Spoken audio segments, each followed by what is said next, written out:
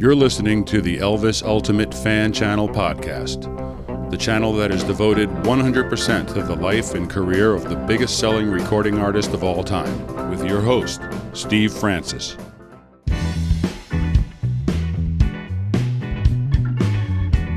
Hello and welcome to Elvis the Ultimate Fan Channel. Before we dive into this week's episode, I'd like to remind you to join me live every Wednesday and Sunday for my YouTube live stream shows, when we have Elvis Fan Chats, an Elvis Fan of the Month quiz with monthly prizes up for grabs, and I pick my Elvis Song of the Week. Nick Adams was an American film and television actor and screenwriter. He was noted for his roles in several Hollywood films during the 1950s and 1960s, along with his starring role in the ABC television series The Rebel.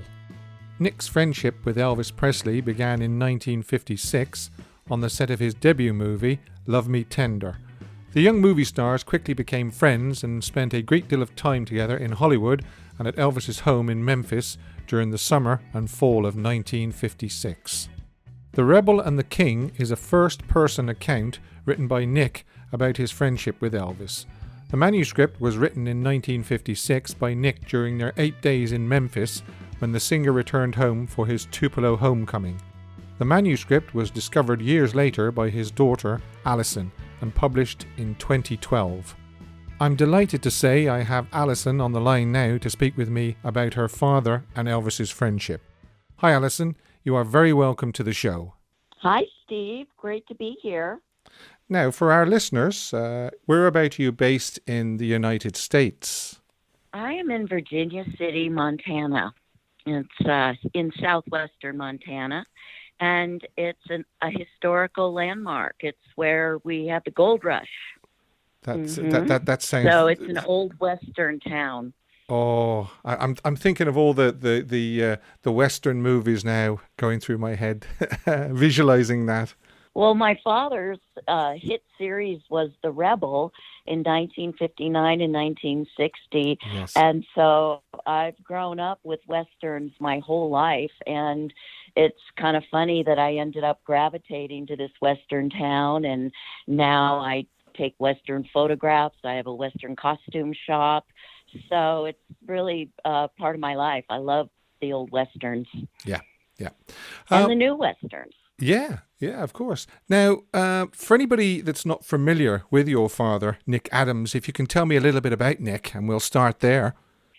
Well, my father was an actor who was born in Nanticoke, Pennsylvania. His father was a coal miner, and they were part of the Ukrainian. My father was the first generation. His parents came from the Ukraine. And they were coal miners in Pennsylvania, where a lot of them settled.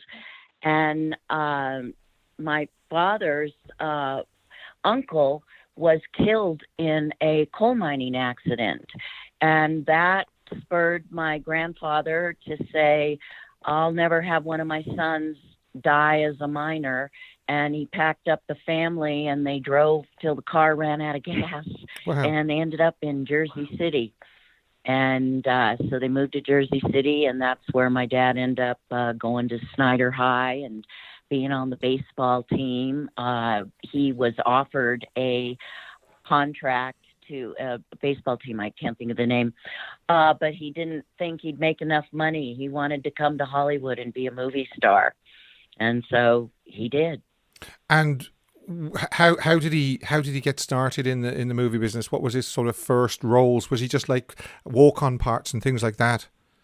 Well, his first kind of big break was from Jack Palance, who was a fellow Ukrainian and had a mining family from Pennsylvania. And my father met him, and Jack got him this part.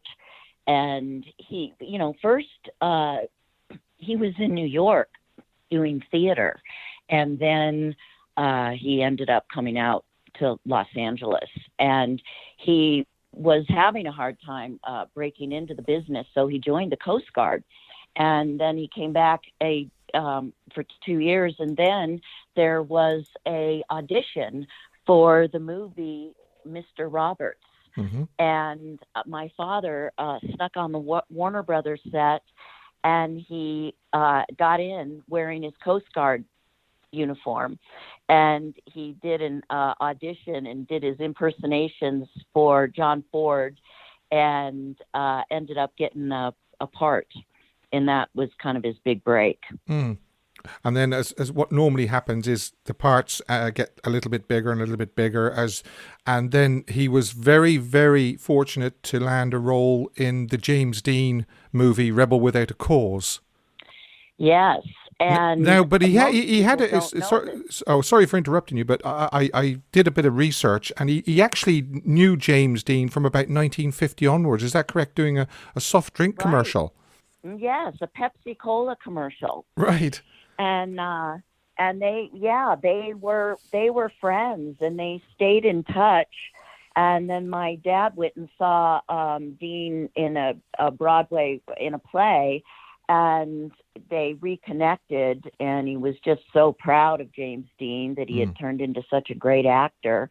And it's funny, in my daddy box, which I have all my archives of the articles and stuff that my father wrote he wrote a lot of articles for the Hollywood magazines, and he wrote an article called The James Dean I Knew, and talks about their friendship and how James Dean always wanted to play Hamlet. Wow. And gave him, and James Dean gave my dad acting tips, and they were good friends. And then, of course, tragically, James's life was cut short by the fatal car accident in 1955, November 1955, I believe, wasn't it? And it was my father who actually flew to New York to tell Natalie Wood. He heard the news. Of course, he was devastated, and he flew to New York to tell Natalie. And Natalie, her teacher, her guardian, said to Nick, "Do not tell her tonight. She has a screen test tomorrow morning. She'll be up crying all night. Her eyes will be puffy. You can't tell her." And so my dad had to sit with the news and fake it, tell Natalie, see her tomorrow. And then, of course, he told her the news, and she was devastated. Because Natalie had a big starring role in Rebel Without a Cause. So, that must have been awful to have to break that news to Natalie.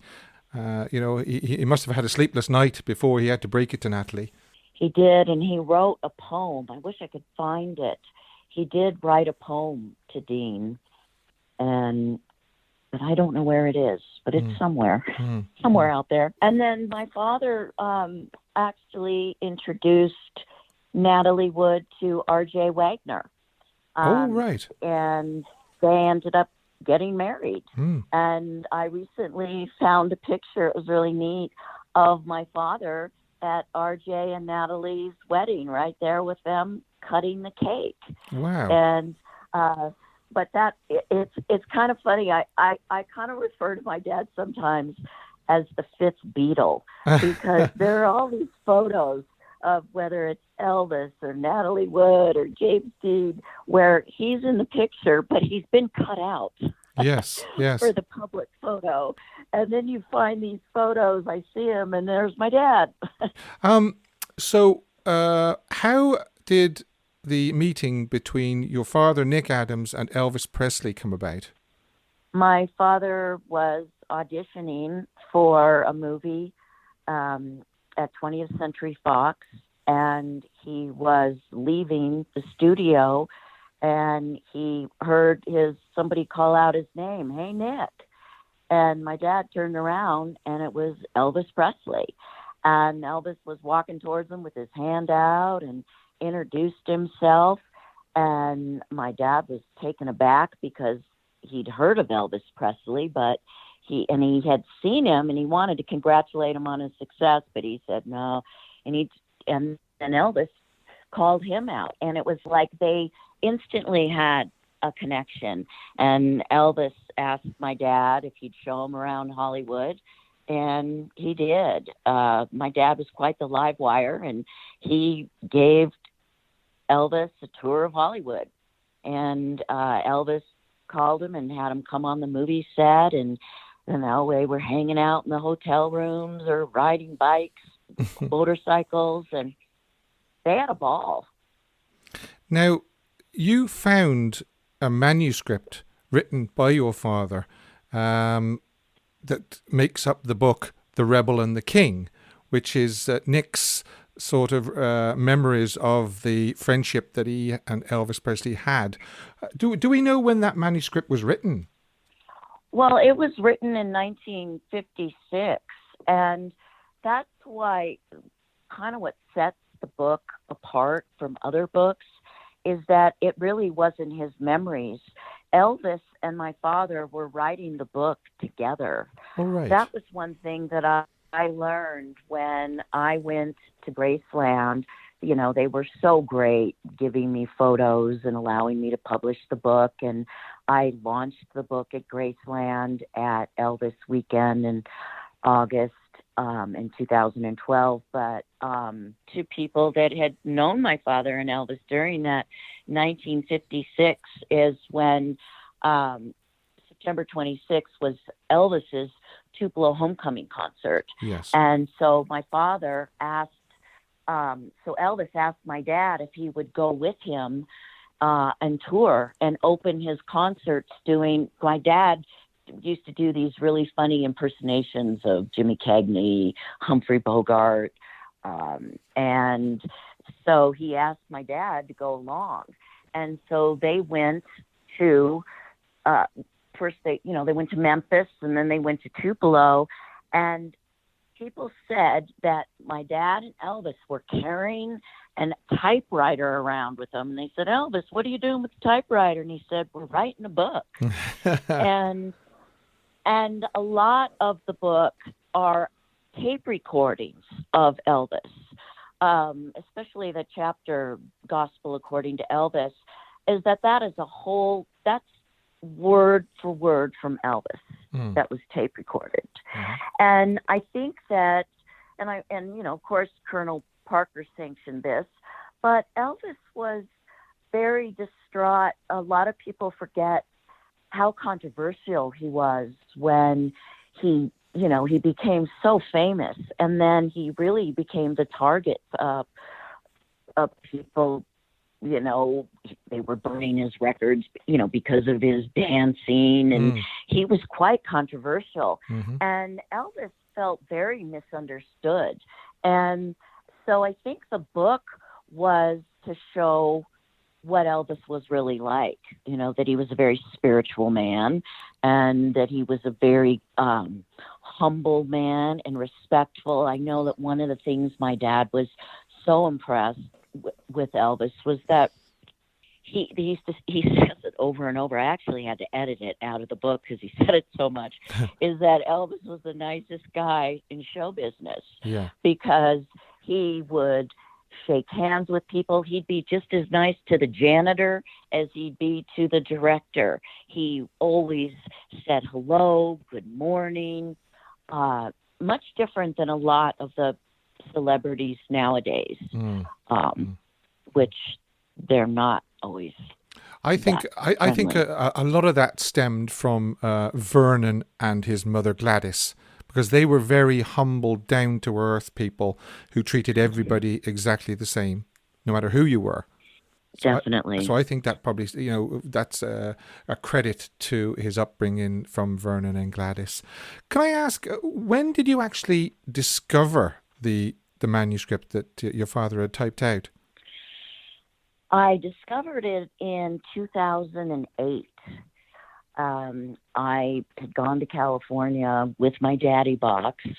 I had been living in Montana, and I'd found this box. I'd been carrying it around with me for years, and I was sort of afraid to open it. I finally did, and I found this manuscript, and I was in Culver City. It was 2008, and I didn't really know what to do with it. I mean, first, I was just so happy to find it because I really grew up not knowing that my father was that close to Elvis in his early days, or that he was friends with James Dean and Natalie Wood and all of this. I just didn't really know. And it was so neat because, my father had a tragic end.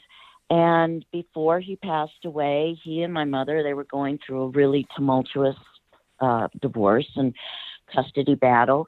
And so I was sort of left with sort of the dark side of my father's legacy. And when I found the manuscript about Elvis, I got to learn about my dad in his early heyday. And, that he's riding limos with Elvis. And it was such it was a time of innocence. It was like the last glimpse of innocence before the end of an era. Yes. And I really felt privileged and happy to find it, because it's like I got to know my dad. Yeah. I understand what you're saying. Yeah. And it's funny you should say about that being the end of innocence and things like that. That's exactly how I feel about this book and about the times that Nick and Elvis spent together, especially in 1956. That summer of 56, it just seemed so carefree. Mm-hmm. Even though obviously Elvis was beginning to start to be in the eye of the storm and everything like that, it still hadn't completely reached. His fame hadn't really completely reached to what it would become.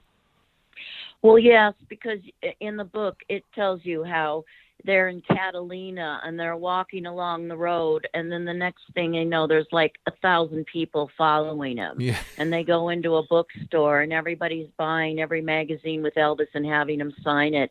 And, Elvis, too, would spend hours signing autographs and talking to his fans.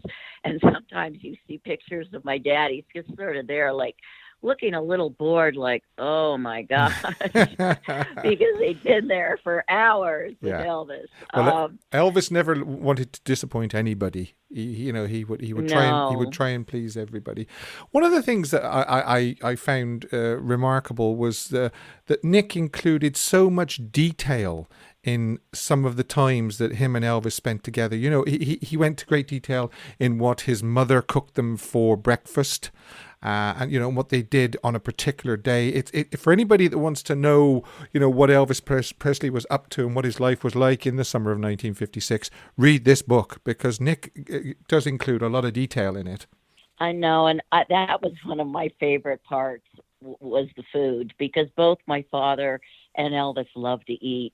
And Tom Brown, who is the Elvis premier Elvis expert at Graceland, and he was the one that was really instrumental in shepherding the book to Graceland. And he loved the book so much because it really did show the relationship between Elvis and his mom and his dad. Yes. And because she died so shortly after that there really wasn't a lot of press or articles or things that really captured that relationship. And that's what Tom Brown just loved, that part of it.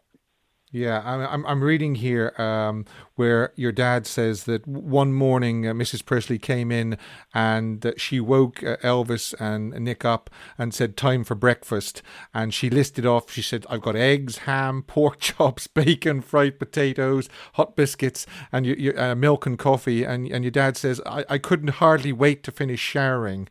And he says it was probably one of the best breakfasts he'd ever eaten in his life. And Elvis says, "Boy, there's no place like home." And every time Gladys brought more stuff to the table, he'd give her a big hug and a kiss. So it's just a lovely book. It's just so well described. The ins and outs of Elvis's day. That's the chapter called "Breakfast with Gladys." Yeah, that's right. Yeah.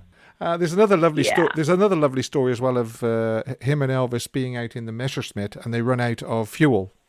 And you know what? I got to, when I was in Memphis, I got to meet somebody that knew them and saw them when they were driving around in that.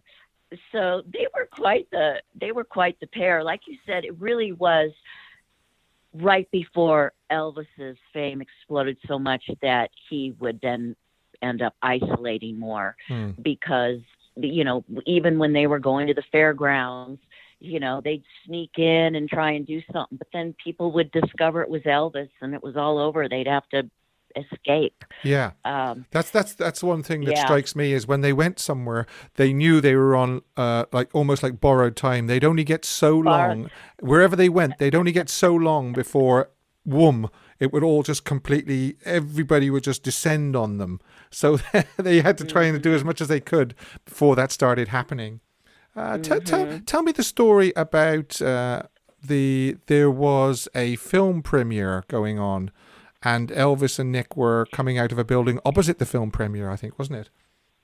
Oh, yes, that was when, right. And everybody left the premiere across the street and came over to Elvis. Yes, I know. Which is kind of unusual because really, when you've got a film premiere, the fans are waiting around to see the movie stars going in to watch the premiere, but instead they'd all gone across the road to see Elvis and Nick, and nobody was watching the actors going in. No. He was like a magnet. Elvis was like a magnet for people. He was. He really was special. And I think the greatest entertainer ever. I mean, his legacy, his fans, the people that love Elvis, it has been the best part about publishing the book was meeting the fans. I always say everyone has an Elvis story because people can tell you where they were. They got married, an Elvis song was playing. They can tell you where they were when they heard Elvis died. I've met people from all over the world that love Elvis, and it's like a homecoming reunion or something when you go to any of these conferences or book signings and people come. They're just so eager to hear the stories. It's really been great. Yeah. It's very hard to kind of put into words, why we think Elvis was so successful and why his fame and his popularity endures to this day. I think one of the reasons is he was just such a nice human being, a nice person. I recall part of the book where your father said that he spends, this was at Audubon Drive in Memphis, he spends hours and hours outside talking to fans and signing autographs. And he says that God gave me this great success, and if I can't handle it, he might take it away from me. So he'll always try his best to be loyal to the fans and give them their money's worth. But there was always some people who resented it. And there's a story in the book where a person sticks their head in the car window to Elvis and says that he doesn't like his music. He'd been drinking, this fellow, and Elvis handled it very graciously. I think he said something that happened a lot. Yeah, I think he said something along the lines of, well, there's some that I don't like either. He kind of turned it around. Very nice. He didn't take himself too seriously. That's for sure. Humility. Yes, humility. That's it. That's exactly what it is. So, as I say, there's so many stories in the book. There's no real point in me trying to cover all of them because there are so many, but I would recommend this book, definitely, The Rebel and the King. As you say, they were sort of carefree days, the last days of innocence. And when Nick and Elvis went to Tupelo to the Welcome Home Elvis Fair, it was never quite the same again, was it? They didn't see as much of each other after that fall of 1956. Well, then they still kept in touch, and my father's career started to take off, and they were at Paramount at the same time when Elvis was there, and my dad was filming the Rebel series. Yeah, because that's the picture of them. Yeah, I've seen pictures of them together on the GI Blues set. I think there's another one as well in the book with Follow That Dream as well. I think it looks like Elvis was Follow filming That Dream, Follow That right. Dream at the time. There's another shot quite a bit later on, actually, in the mid-60s. It looks like Colonel Parker's birthday or something like that. There's a cake in it there anyway. Yeah. And Nick is in the photograph there with the rest of what people now call the Memphis Mafia. So yeah, I mean, it was. I don't think they didn't lose touch, but they just didn't spend as much time as they did in that summer of 1956. And of course, your father got married in 1959, didn't he? I think. Yes, and when I was born, my father wanted to take me and my mother over to Elvis's to introduce Elvis to me and my mom. You know, my dad wanted to show off his little family, and of course we don't have a picture of it, but I did. I sat on Elvis's lap and had breakfast. Oh, wow. When I was just like maybe 1 year old. So I did get to meet him. That's great. That's lovely. It's a pity you were just a smidgen older, because you probably would have remembered it. I wish I had, but I don't. But I've been told, my mother told me. In the 1960s, your dad was obviously Johnny Humor for 76 episodes, I believe, between, was that 1959 and 1961? And he actually wrote 38 episodes for that as well. Yes, and he was the co-creator as well, which was pretty unheard of in those days for a lead actor to also be co-creator, co-producer on his own series. He was in Wagon Train, Voyage to the Bottom of the Sea, Rawhide, The Wonderful World of Disney. These are all on TV.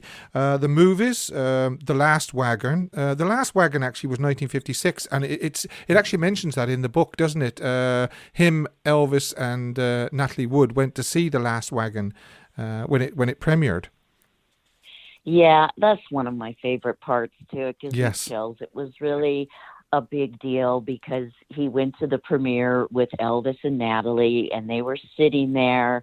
And all of a sudden, my dad's name came up on the screen, and Natalie kissed him, and then he feels a tap on his shoulder, and he looks over, and it's Elvis saying, good on you. Yeah. It really meant a lot to him. I think Elvis said in the book, "I know how you feel, man." I think that's what he said to Nick. There you go. Yeah, yeah. I'm sure Elvis had the same feeling when he saw his name in "Love Me Tender" around about the same time.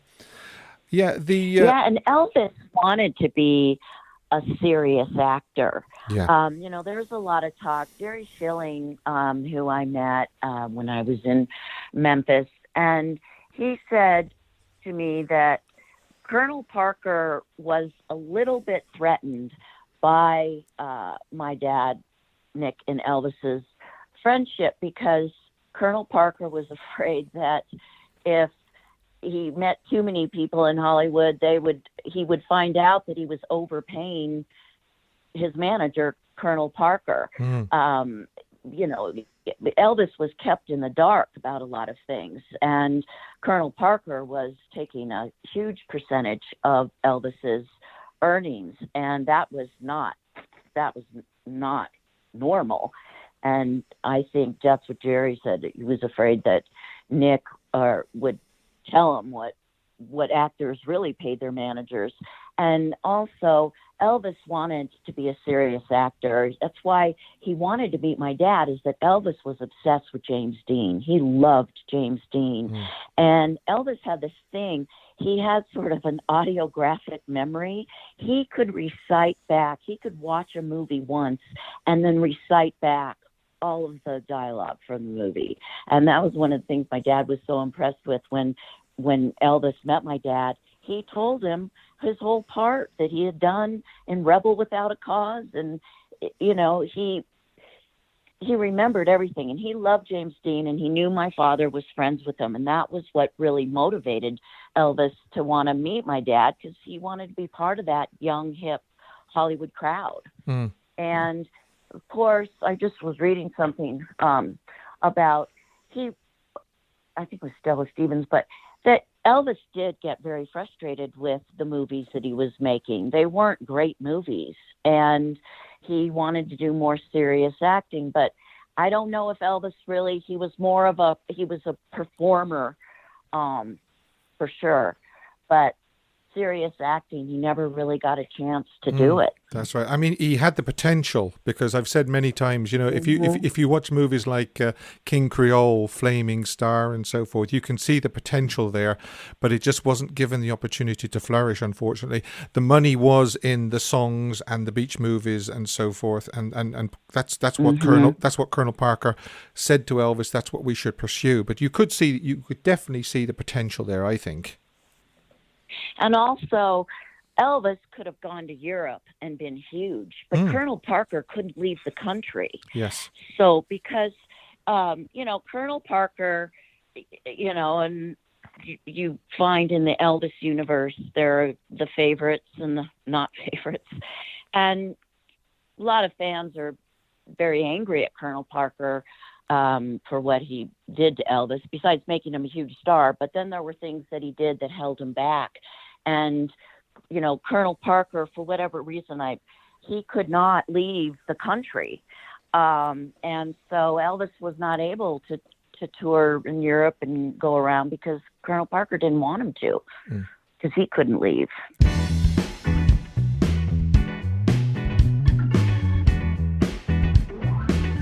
That's all for part 1. Coming up in part 2, Allyson shares more stories about her father and Elvis, including Elvis's reaction to Nick's untimely death in 1968. Don't forget to join me live on YouTube every Wednesday and Sunday for Elvis Fan Chat, the Elvis Fan of the Month quiz, with a monthly prize to be won for the most correct answers, and find out what song I have chosen as Elvis's Song of the Week. Until then, stay safe, and I hope you'll join me next time for another episode from Elvis the Ultimate Fan Channel.